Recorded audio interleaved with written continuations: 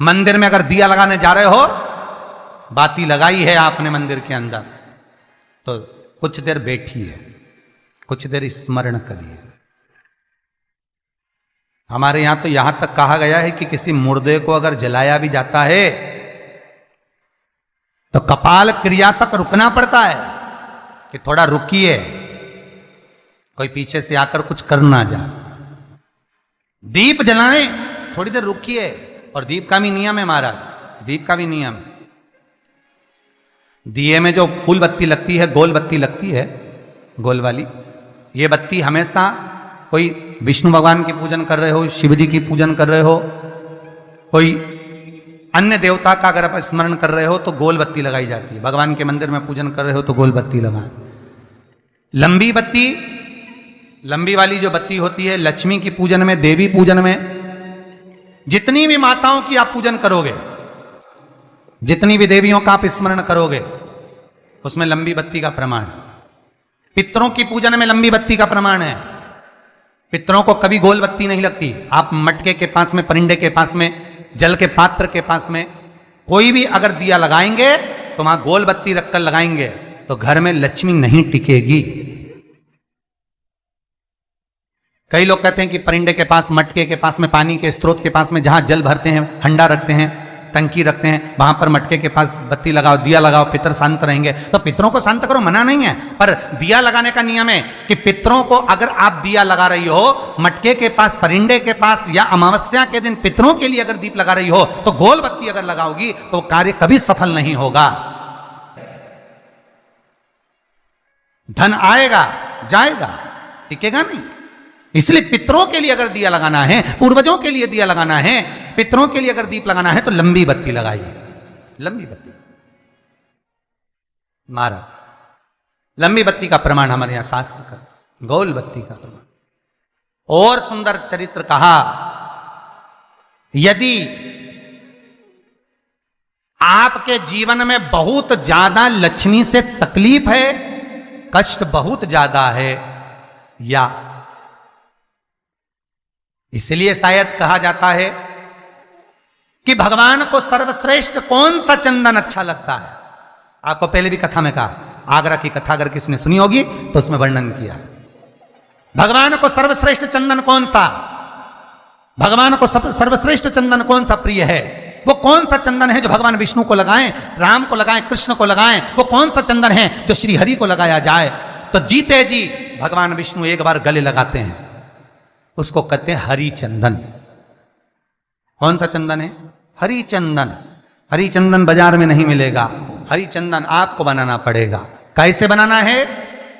तुलसी जब सूख जाए उसकी जड़ को निकाल लिया जाए, वो जड़ को पानी में धो लिया जाए, धोने के बाद उसको सिलबट्टे पर, पत्थर पर घिसा जाए और घिसकर उसमें थोड़ा सा कुंकू, रोली डालकर तैयार कर कर जो भगवान विष्णु के मस्तक पर, कृष्ण राम के मस्तक पर लगा देते हैं और उसकी एक बिंदी अपने हृदय पे लगा लेते हैं। जीते जी भगवान एक बार उसको गले लगाते ही हैं।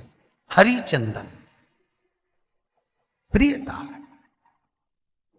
जैसे शिव महापुराण में रुद्र चंदन का भाव है, शिव महापुराण में रुद्र चंदन का प्रमाण दिया जाता है। अगर आपने लिंग पुराण पढ़ी हो तो उसका 5वां स्कंद अवश्य पढ़िएगा महाराज। और शिव महापुराण अगर पढ़ रहे हो तो उसका कुमार खंड पढ़िएगा, जिसमें रुद्र चंदन का प्रमाण है। रुद्र चंदन कैसा? रुद्र चंदन का प्रमाण कैसा? तो महाराज कहा, चंदन घिसकर, पीला चंदन घिसकर उस चंदन को 3 मुखी रुद्राक्ष पर लपेट लिया जाता है।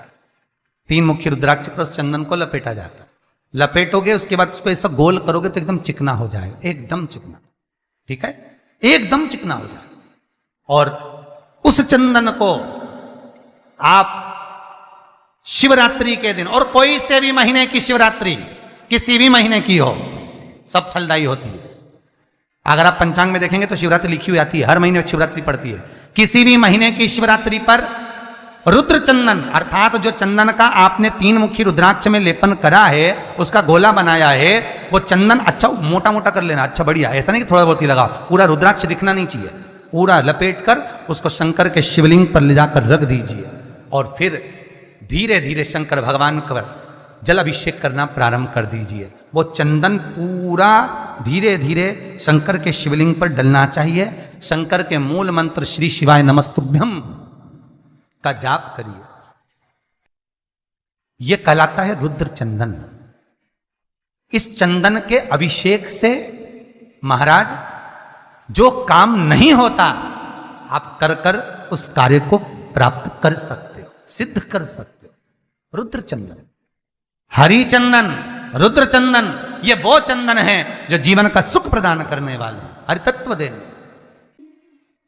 मंगल है, राहु है, केतु है, दशा बेकार चल रही है, लक्ष्मी नहीं आ रही, कष्ट बहुत है, फैक्ट्रियां नहीं चल रही, कहीं मत जाओ, मेरे शिव की शरण में जाकर एक बार शिव महापुराण को पूरी सुनो।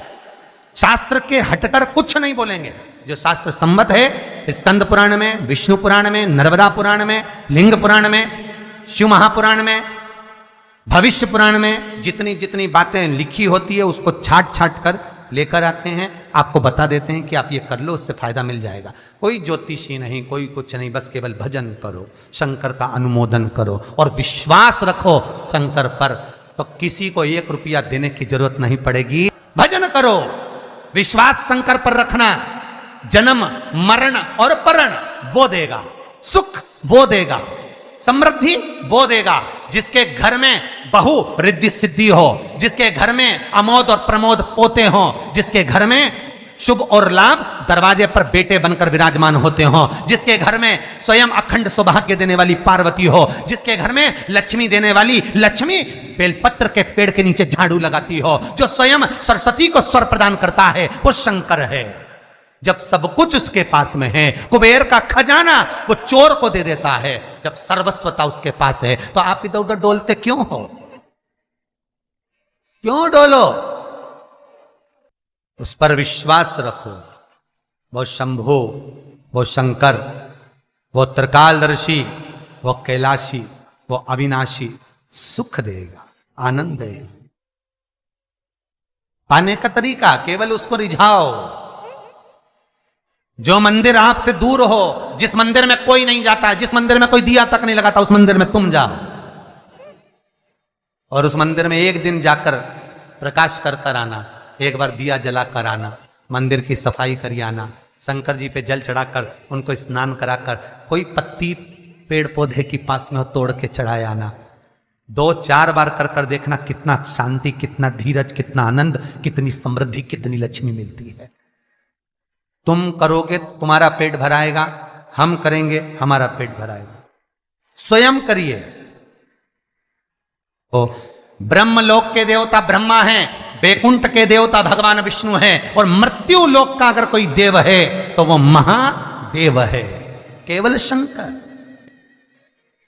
केवल शिव, मृत्यु लोक का देव। अभी एक विचार करो, तुम्हारे घर में अगर थोड़ी सी तकलीफ आई तो सबसे पहले अमेरिका में लड़का रह रहा वो आएगा क्या? पूना में बच्चे रह रहे हैं वो आएंगे क्या? इंदौर में बेटी रह रही वो आएगी क्या? उज्जैन में कोई रह रहा है वो आएगा क्या? सबसे पहले वो आएगा जो तुम्हारे घर के पास होगा या घर के करीब में होगा, बिल्कुल लगा हुआ होगा या घर में होगा। अब आप कहां रहते हो? जितने लोग कथा सुन रहे हैं सही बताना, कहां रहते हो? पृथ्वी पर मृत्यु लोक में रहते हो। और पुकार किसको रहे हो? ब्रह्मलोक में। पुकार किसको रहे हो? वैकुंठ लोक में। पुकार किसको रहे हो? इंद्रलोक में। और जो घर के घर में रह रहा है, जो तुम्हारे पास में रह रहा है, जो मृत्यु लोक में रह रहा है, उसको तो बुला ही नहीं रहा। कई लोग कहते हैं मृत्यु लोक, कई लोगों की आदत है पड़ोस